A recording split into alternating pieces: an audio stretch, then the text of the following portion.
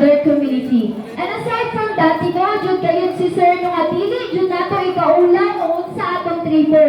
Naa sa among study sa among subject kay nami indigenous creative crops, in which I have realized that indigenous people or traditional people here in the Philippines have a lot of contributions sa pag-excel sa atwa. Dili man ta, we may not have a lot of money, but if we have the good attitude and of course the principle, therefore we can excel. And of course, dili ta matawag na kabus.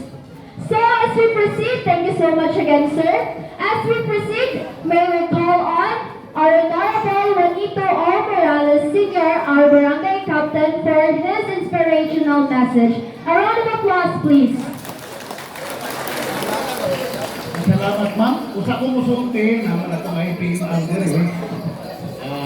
ako lang, pwede ba nga unahon ako ang atong IPMR? Tungod kay ang kabataan magod na inyong itabangan, mga IP magod. Akong ihatag ang atong IPMR, Arlene Carso. Atong palapunan. Okay, maayong buntag sa tanan.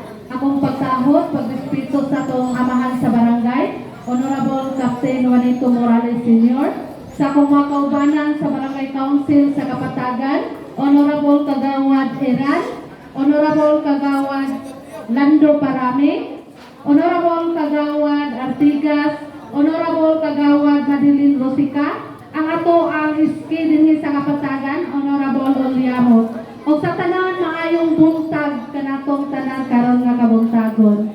Isip Tribal Chieftain ay PMR dinhi sa Barangay Kapatagan. Kinasing-kasing ang akong pagpasalamat una sa tanan sa atong mga Barangay Council, pinangunahan sa ato ang amahan sa barangay, atong palakpakan ang walay puas nila nga pagsuporta sa ato ang mga tribo dinhi sa Kapatagan. Dili lang sa mga taga-Paulo, kundi sa tanang tribo nga naa dinhi. So ang Kapatagan, daghan-daghang mga tribo ang naa dinhi. So daghan dinhi natay mga tribong Igorot, taga-Kaulo, Bagaw, taga-Bawa, Blaan, Obo, Manubo, Mandaya, natay taga-Andig, naapod tay pipila ka Muslim o pipila ka Aita dinhi sa Barangay Kapatagan.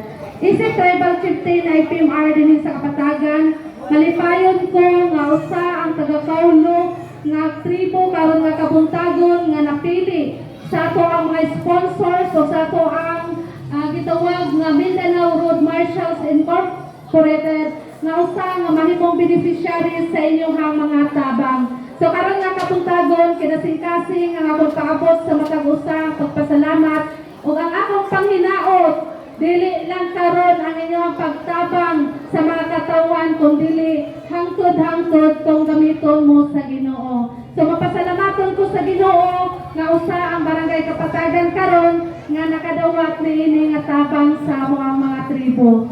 So karon nga kabuntagon akong ibalik ang matag-usa nga pagpasalamat dumog himaya sa ato ra yung buhi nga Dios. Ato palakpakan ato buhi nga Dios karon kabuntagon. Daghang salamat ug maayong buntag. Kami sila, ma'am, ako yung panistursohon ka na mahurot atong oras. So, timaan sa among pagpasalamat sa mga gitabang, midunan, labi na sa mga sponsor, kamo nga naghabo, no? Abay taga-Kapatagan na membro, ani? Asan kamo? Taga-Kapatagan na membro. Sa Gamero? Kakahanan ninyo. Ay, akikid yun yung itong dalang rin, kaya kayo mag-discuss sa taga-atlaw.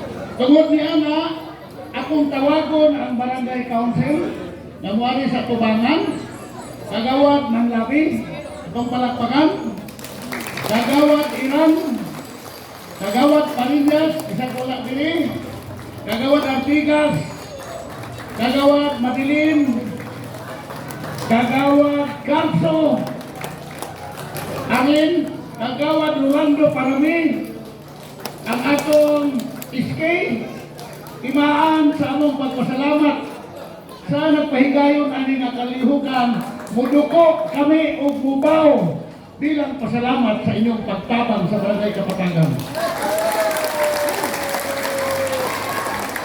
Salamat! Okay.